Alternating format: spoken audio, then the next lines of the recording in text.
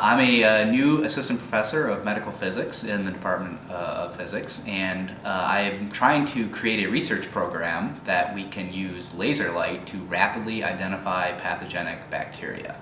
So we're trying to apply some of the laws of physics in a way to improve the health of all Canadians.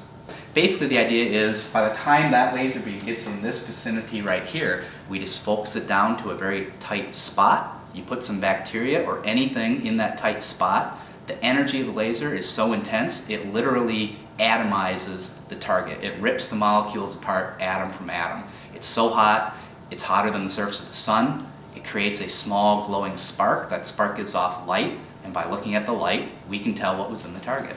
And that goes for pennies, as you saw us ablating earlier, or bacteria.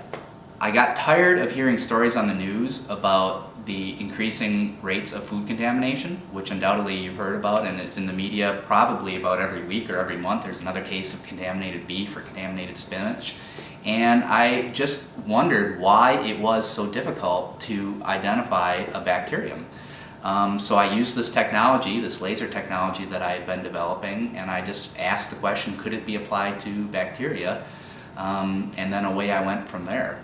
And it's been very successful ever since then. It's not finished yet. There's two things that I want to do from here, which is one, develop a much smaller tabletop apparatus that we want to install in a hospital. So the technology is definitely ready to move into a hospital to start testing on clinical specimens, so specimens coming out of people with real bacteria.